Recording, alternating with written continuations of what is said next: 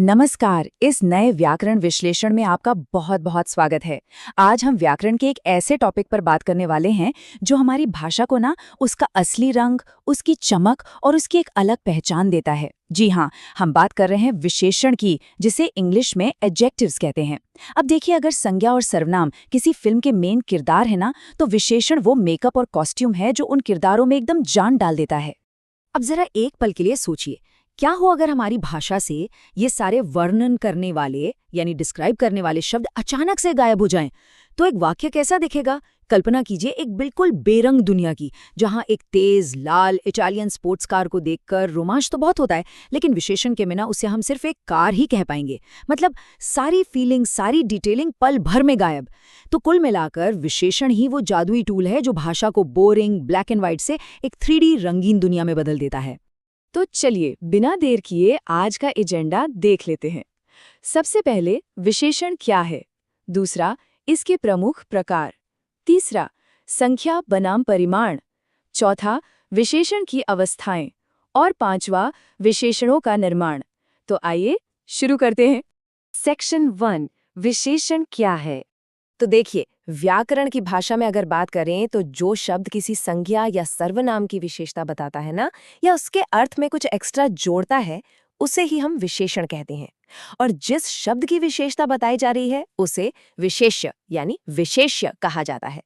इसे थोड़ा और आसान बनाते हैं। मान लीजिए विशेषण वो पेंट या रंग है जो पिक्चर में जान डालता है, और विशेष्य वो ब्लैक एंड व्हाइट स्केच है जो बस रंगे जाने का इंतजार कर रहा है। उदाहरण के लिए, राम एक अच्छा लड़का है। अब यहाँ लड़का क्या है? विशेष्य। और अच्छा क्या है? विशेषण। है ना बिल्कुल सिंपल। अब आते हैं सेक्शन 2 पर, विशेषण के प्रमुख प्रकार। चलिए, इन 11 प्रकारों को हमने आसानी से समझने के लिए कुछ ग्रुप्स में बांटा है। हमारा पहला ग्रुप पूरी तरह से मूल विशेषताओं यानी कोर डिस्क्रिप्शंस पर फोकस करता है। इसमें सबसे पहले आता है गुणवाचक विशेषण यानी क्वालिटी, जो किसी चीज का आकार, रंग, रूप या कोई भी कंडीशन बताता है, जैसे ईमानदार, गोल या काला। फिर आता है व्यक्तिवाचक यानी प्रॉपर एडजेक्टिव। ये व्यक्तिवाचक संज्ञाओं से ही बनते हैं, जैसे इंडिया से बन गया इंडियन या इटली से इटालियन। और इसी ग्रुप में एक और बड़ा दिलचस्प प्रकार है विस्मयादिबोधक यानी एक्सक्लेमेटरी। ये कोई गहरा आश्चर्य या बहुत स्ट्रॉन्ग इमोशन दिखाता है, जैसे हम अक्सर कहते हैं ना, व्हाट एन आइडिया। अब आगे बढ़ते हैं अपने दूसरे ग्रुप की तरफ, जो मात्राओं और संख्याओं से डील करता है। यहाँ सबसे पहले है परिमाणवाचक यानी क्वांटिटी। ये उन चीज़ों को मापता है जिन्हें हम गिन नहीं सकते, जैसे थोड़ा पानी या बहुत सारा समय। दूसरा है संख्यावाचक यानी नंबर, जो बिल्कुल सटीक या अनिश्चित गिनती बताता है, जैसे 5 लड़के या कई लोग। और तीसरा है वितरणवाचक, जिसे डिस्ट्रीब्यूटिव भी कहते हैं। ये चीज़ों को अलग अलग करके दिखाता है, जैसे प्रत्येक छात्र या हर एक पेन।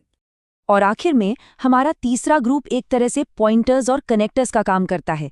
इसमें शामिल है संकेतवाचक यानी डेमॉन्स्ट्रेटिव, जो सीधे किसी चीज की तरफ इशारा करता है, जैसे ये कार या वो लड़का। फिर है संबंध सूचक यानी पोजेसिव, जो ओनरशिप या अधिकार दिखाता है, जैसे मेरा भाई या उसकी किताब। इसके बाद आता है प्रश्नवाचक यानी इंटरोगेटिव, जो बस सवाल पूछता है, जैसे कौन सी किताब। और सबसे आखिर में है बल सूचक यानी एम्फैटिक, जो किसी बात पर बहुत ज्यादा जोर डालता है, जैसे मैंने अपनी खुद की आंखों से देखा। सेक्शन 3, संख्या बनाम परिमाण। अब यहाँ थोड़ा ध्यान दीजिएगा, क्योंकि एग्जाम्स में ये बहुत कंफ्यूज करता है। एक व्याकरण जासूस की तरह सोचिए। सारा सुराग उस संज्ञा यानी नाउन में छुपा होता है जिसके साथ विशेषण लगा है। बाईं तरफ देखिए, लिखा है सम वाटर यानी थोड़ा पानी।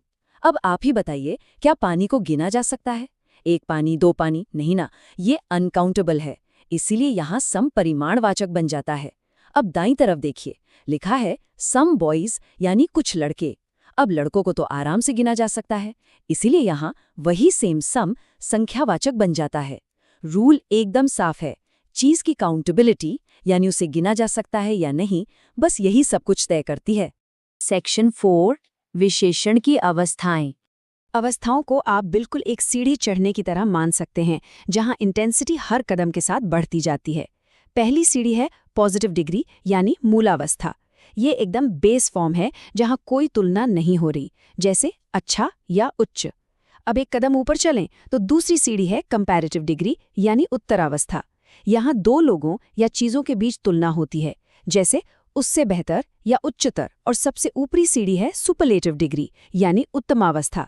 ये एकदम टॉप लेवल है जहाँ तुलना 3 या उससे ज्यादा के बीच होती है, जैसे सबसे अच्छा या उच्चतर। और हमारा आखिरी सेक्शन 5, विशेषणों का निर्माण। ये वाला पार्ट ना मुझे शब्दों की केमिस्ट्री जैसा लगता है। मतलब कैसे साधारण से मूल शब्दों और संज्ञाओं में बस एक प्रत्यय यानी सफिक्स जोड़कर उन्हें एकदम बेहतरीन विशेषणों में बदला जा सकता है। स्क्रीन पर देखिए, अगर अंश में एक प्रत्यय जोड़ दें तो वो आंशिक बन जाता है, धर्म बन जाता है धार्मिक। लेकिन सबसे मजेदार बात क्या है पता है? महज एक छोटी सी ई की मात्रा पूरा का पूरा अर्थ कैसे पलट देती है। रोग यानी बीमारी एक एब्स्ट्रैक्ट नाउन है, लेकिन जैसे इसमें ई जोड़ा ये रोगी यानी पेशेंट बन गया। मतलब लिटरली एक बीमारी एक मरीज में बदल गई। सच में यही तो भाषा का असली जादू है।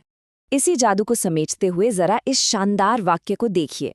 I love that beautiful, big, old, green, antique Italian sports car।